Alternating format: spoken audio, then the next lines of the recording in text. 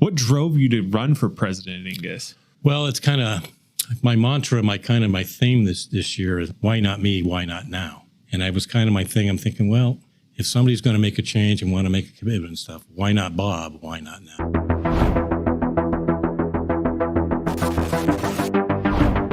I'm Joe Seamandel, and welcome to Raven Conversations.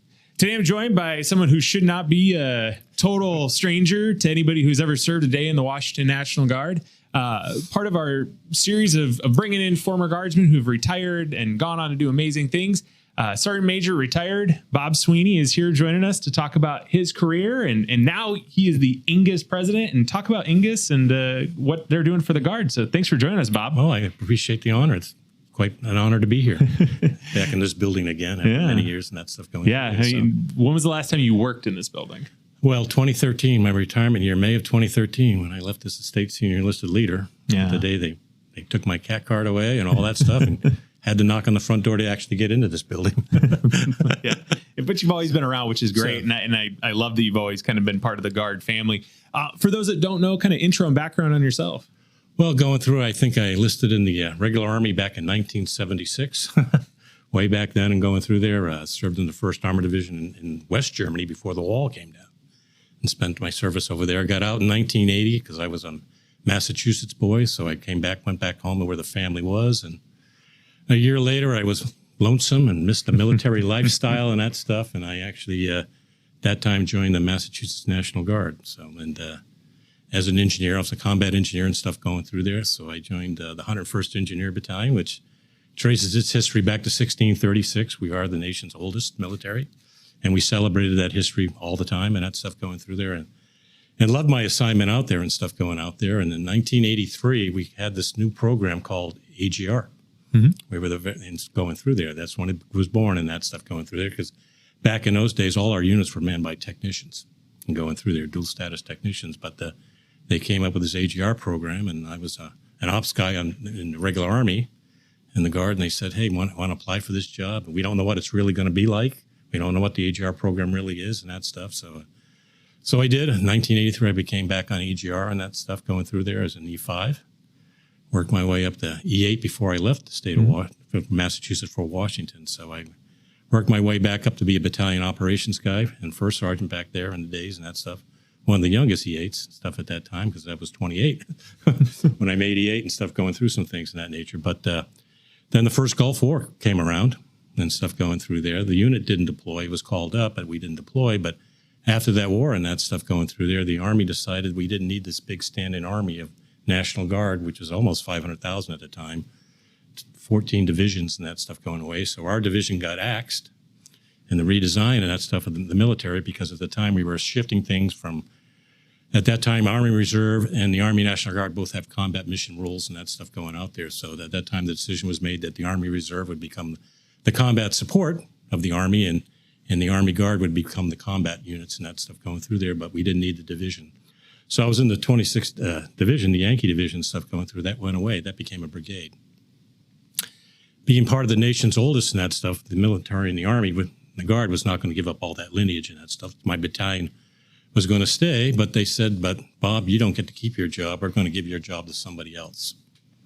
So at that time and stuff going through there, the history of the Washington Guard stuff came into play and that stuff, because we had the 81st Brigade, and at that time we had a thing called the Enhanced Brigades. Mm-hmm. And the Enhanced Brigades were mini divisions at the time and that stuff, commanded by a 1-star, and they were self-sustaining with everything. And at that time, though, they were staying up the E Brigade, the 81st Brigade did not have an engineer battalion.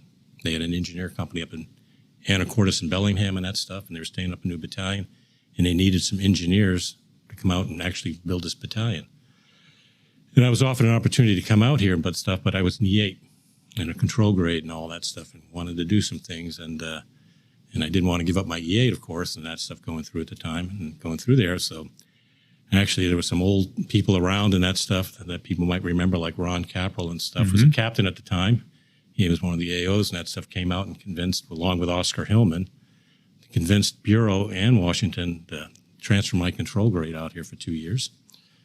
And I got transferred out to Anacortes to build a brand new battalion up and stuff going through there. So that was like April of 1993 when that offer was made, and I didn't.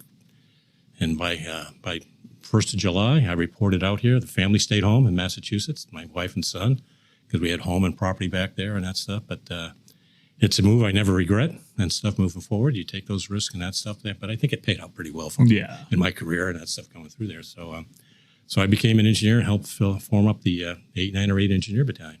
Yeah, and then you moved on to become the 81st Brigade CSM and eventually the State Sergeant Major. And did a lot of great things and stuff. I think a great accomplishment, I think, was back in the day was being the 205th RTI CSM, because back then we were in charge of NCOS education, everything west of the Mississippi. So I had 15 different schoolhouses, regular Army, Army Reserve, and Guard schoolhouses, all the way from, like I said, the Mississippi all the way to Guam and Alaska and stuff. So that enlightening assignment, working with TRADOC, working with the United States Sergeant Major's Academy and all those type of things was a very broadening assignment and that stuff going through there, and did a lot of great things for me at that time stuff too. So going through there, but I first came to work in this building, Building 1 in 1997.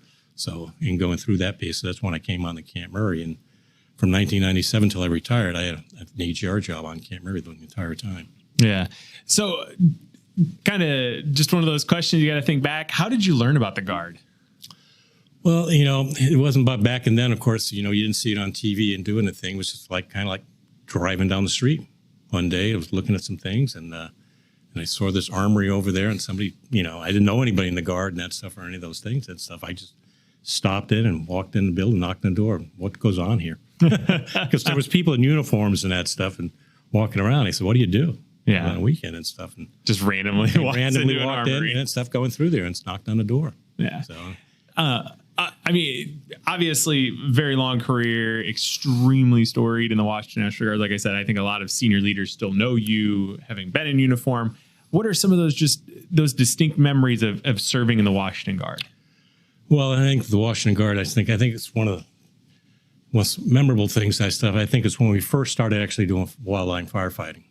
In 1995, and that stuff, when the first big fires hit and that stuff, the Washington Guard was only using support roles, traffic control points, doing support, and that stuff going out there. And I was first sergeant up in the B Company up at the 8908 in Anacortes and stuff going through there. And we started at that time and that stuff, we were starting to deploy little people and stuff out there, 3 or 4 people, because they were using our demolition skills. So we would airdrop our engineers and stuff into the backwoods up there, and we would do temporary fire breaks and that stuff by using 1-inch dead cord and doing that blasting and stuff for that fire and that stuff going through there. But lo and behold, that wasn't enough in that stuff. We were running out of firefighters and stuff. So Task Force King was formed up. The first task force for wildland firefighting was based on 2 of the 146 and the 8908. So Task Force King had to be the battalion commander, Colonel King, and that stuff out there. And we did the first wildland firefighting and stuff out there, and doing that piece of it and going through some things. And, now it's history. It's kind of a normal thing for the Guard to do wildland firefighting. But I think Washington kind of broke the mold, too, and actually putting guardsmen out on wildland firefighting. Yeah, and you were the brigade commander brigade CSM, during the 2nd Brigade deployment. Anything that kind of comes from that? I was not on that one. I was on the first one. Well, because of course, the great thing about it, we had an amazing team and that stuff going through there. Going through there, and we had a lot of experienced people from the first mobilization. I think one of the little dark moments in that stuff going through there is that we were getting ready to mob and that stuff, and we didn't have enough people. On the books, you had enough people and that stuff, but we still were 500 people short because of medical reasons and stuff. And one of the tougher decisions we had to make at that time with General Tony and myself and some other people was E5 and below, bringing them all to Yakima. If you've never deployed before, we had to bring you into a room and tell them, oh, by the way, you're unvoluntold. You're being transferred to the 81st Brigade and you're going on deployment. That was a pretty dark time for a lot of people because it caught a lot of people off guard and that stuff going through there. So you had people from Troop Command, Aviation, all those other MSCs out there supporting this effort and stuff going through there. And I got to tell you, they all did a fantastic job, though, going through there. So, that was tough telling them all. Then they had to go home and tell their families, what, I thought you were safe. No, you're going and stuff going through. So that was a tough one and that stuff for them. But they served well and that stuff going through there. The only efforts about that stuff, and the brigade we thought we were going to the Balad and that stuff. And as brigade headquarters trained for that mission and stuff, and just a couple of weeks prior for us pulling out, it says, no, you're going to Ramadi. Iraq, out in the West, and working for the Marine Corps. We worked for 1st and 2nd MEF out there, and it was the greatest assignment we ever had working for them. Some great Marines and that stuff. You ever get an opportunity to work in that joint environment with them and stuff going through there. They didn't like listening to anybody in Baghdad and that stuff, and MNCI headquarters and that stuff, because we control our own destiny. So, and going through there, and they just rocked and rolled. So, no, it was great. And so, been retired for a little over 10 years now. So for most people, they probably known you as the guy that works at the National Guard Association of Washington. Yeah. What else have you been doing since retirement? Well, since retirement, I mean, the NGAW was the thing and that stuff. You don't think about what we do and that stuff and that role and that stuff. It's not managing a campground like some people might think that we do, but it's just a side hobby type thing that we do and that stuff going out there. But I think what draws you into that stuff is really the advocacy and legislative effort that we've done and forged here in NGAW in the last 10 years and that stuff, because we've been a shaker down in Olympia and that stuff, and working on all those legislative bills, testifying, working those coalitions, working the things behind the scenes that people don't get to see all the time when it comes to getting things passed and that stuff out there, and working on that piece and building those relationships too and that stuff. So a sidebar of that too, I became more involved on the enlisted side with the national associations and that stuff going through there with EANGUS and stuff going through. So I kind of worked as an area chair representing the Northwest and working on those issues. And then lo and behold, come this past August and that stuff, I ran for president and got elected.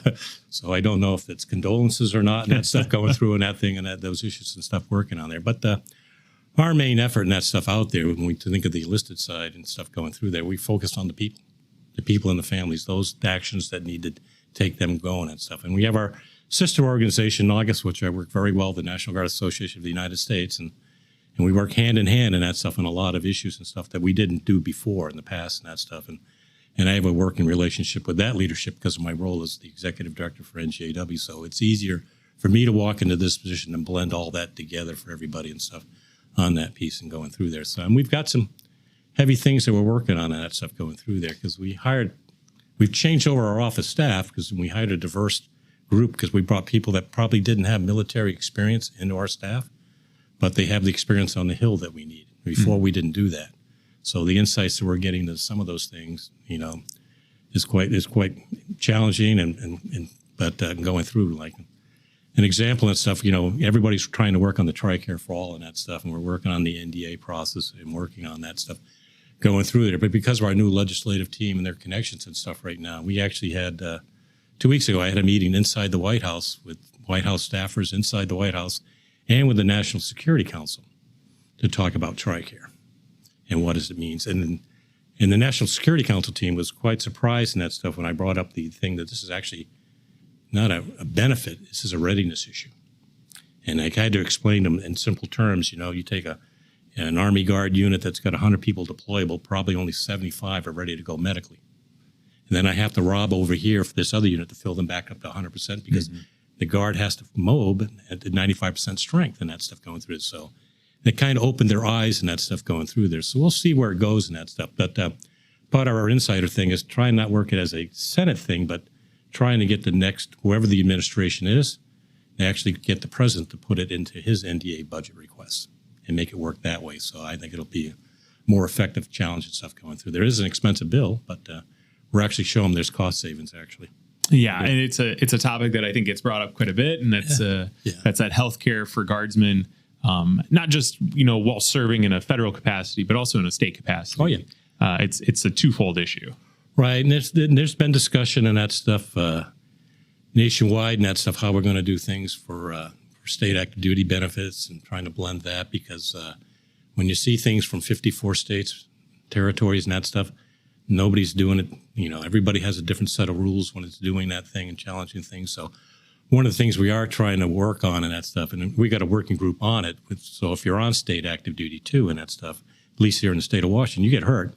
You only get L&I and those type of things, but going through there. But part of it is to see how we can do that and actually turn that time into retirement benefits on the federal side and that stuff for your Guard time and stuff going through some things. So, we're working on it, trying to get some traction on that stuff, on that piece of it too. But I think it's doable on that stuff, because what it is, more of the community is seeing how much the Guard is involved every day on their streets, in their communities. It's not like it was before and that stuff going through. through. I mean, everybody's involved. They're always out there. And prime example right now, how many Floridian Guardsmen are out there getting ready to do that and doing those things and that stuff. So. Yeah. So, I mean, you've always been a very busy guy, right? I mean, you've always kind of had your hand doing a lot of stuff. What drove you to run for president at EANGUS? Well, it's kind of my mantra, my theme this year and that stuff. When I even for last year and going through there, is I met with General Hokanson last year and that stuff, and as a speaker and doing some things and it's a sidebar and stuff. And I've known him since he was a colonel, as a brigade guy in Oregon, and us with 81st and that stuff had a relate and doing some things. And he was talking to the things that, he brought up this book and that stuff, it called kind of like, why not me? Why not now? And I was kind of my thing. I'm thinking, well, if somebody's going to make a change and want to make a commitment and stuff, why not Bob? Why not now? So, So my theme for this year for the EANGUS going through the theme through conference and all that stuff is why not EANGUS? Why not today?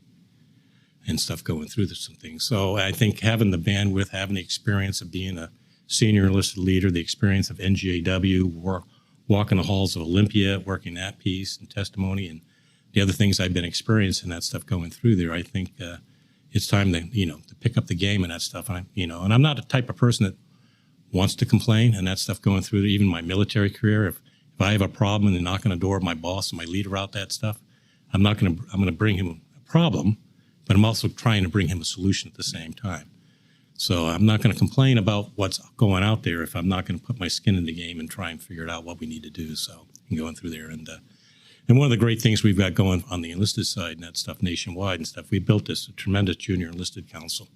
We've got this council of the E6s and below out there working in just about every state right now, and they're ready to take over the world type thing, right? And they want things now and that stuff, and putting the power of them together and that stuff going through there. So I think part of my skill set is not so much leading directly in that stuff, but managing those things, turning those people on, those committees and stuff, letting them, give them the bandwidth to run, and just give them that guidance and mentorship and go through there. Because I'd rather have them come to me and ask for forgiveness than permission to do something.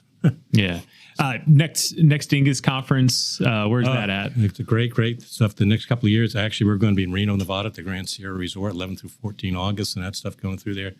We've got a great thing. We run a great professional development program with the SCA and that stuff going out there for our E6 and below. That's expanding. We've got our Minuteman stage for that year going through. Columbia Southern University helps support that and bring guest speakers on the professional development side on all sorts of aspects and that stuff. And the real kicker is in 2026, everybody are going to Daytona Beach. So we've got a lot of people already wanting to sign up for Daytona Beach and hang out on the beach because the conference will actually be on the beach, and it's going to be help sponsored by NASCAR. Nice. Yeah. Nice. Very nice. Yeah, so, will there be rides around the track? Yes, we're actually, some of our events are going to be they're actually out there and stuff. Our welcome night and stuff's out there. So we're working on that. It's them to being a prime sponsor and that stuff and getting out there. And it'll probably be my last gig as president. So I might be able to ride the pace car. I don't know. The starter car. Yeah. So for the Washington Guardsmen, especially the enlisted folks that are watching, how do they get involved with EANGUS? How do they start that process? Well, the real process and stuff is getting involved at your state level and stuff with your state association. The good thing about our association, we are a joint association of officers enlisted. Most people don't understand that and stuff going through there. And we have an equal say in everything we do and stuff out there. Right now, Fernando Garcia is our vice president right now, and that stuff going through there. And get involved. I think showing up at a meeting, asking the questions and stuff, and come kick the tires and that stuff going out there and see we're getting involved, because you might have a passion for some things, right? There could be something you want to do in that stuff or a benefit in that stuff. And I tell people then, how do we set our priorities even here at the association? Well, it all comes from the membership. Membership drives our priorities, what's important to them. And they bring those priorities to us. It's not Bob thinking back there in the thing, what do I think is good and that stuff going through there? Because I'm not in serving anymore, right? And stuff going through there. But that's how we got free hunting licenses. That came from an individual in the group and that stuff, say we want free hunting licenses. And that was not supported by the governor and our military department and stuff out there and stuff going out there. So we're not lockstep and having to do that piece with them and stuff going out there. We can get our own bills and stuff out there, and we did it with that one. A lot of testimony by a lot of people right now and stuff, but that's how you get things done. So if they have a passion, they want to get involved, and there's things out there and stuff, I mean, they just reach out to ngaw@ngaw.org and send an email to them and say, hey, this is what I'm thinking about out there. I might have a problem and stuff too. And the other thing I think they need to understand too on the enlisted side, for both officer and enlisted, one of our biggest programs is our We Care for America program, which is our National Guard relief organization. We are the only relief organization out there for the Guard. Army Emergency Relief, the Air Force Relief Association does nothing for Title 32 people. Yeah. And that's what we do. And we do officers enlisted and stuff. There's a lot of Washington Guard people. I think 20-something got grants or loans this year and stuff. And since COVID, we've probably given away almost $4 million in student loans and grants out there and stuff. So it's a big, big program. So we're always touting that program out there that we're willing to support no matter what. Yeah. So I think as we're kind of wrapping up, something, I would love to give every retiree the chance to tell those folks in the uniform, right, that are either day one of serving and they're looking at this as, oh my gosh, I got a long way to go, or that person that's right at the end of their career and they're hitting 20 years, 25 years.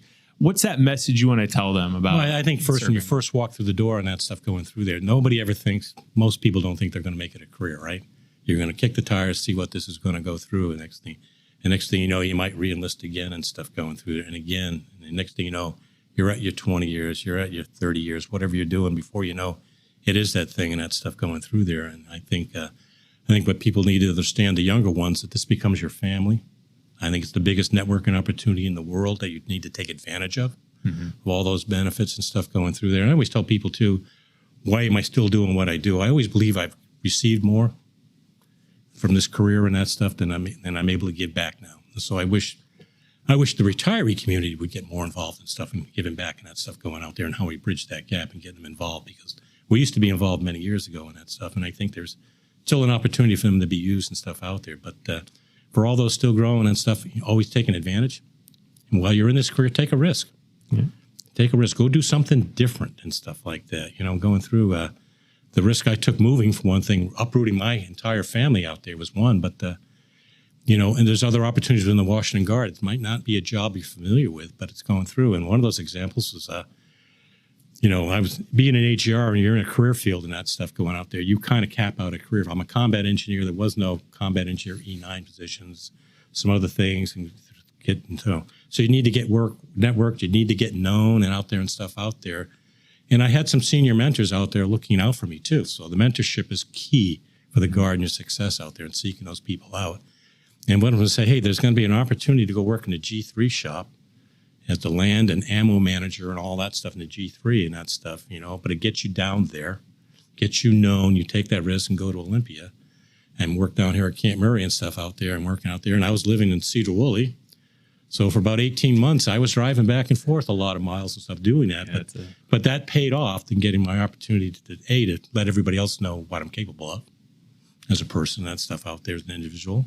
And that's why I was able to make E9 and that stuff out there. So you got to take some of those risks, but out there in your career, but it'll be rewarding and stuff out there. So yeah.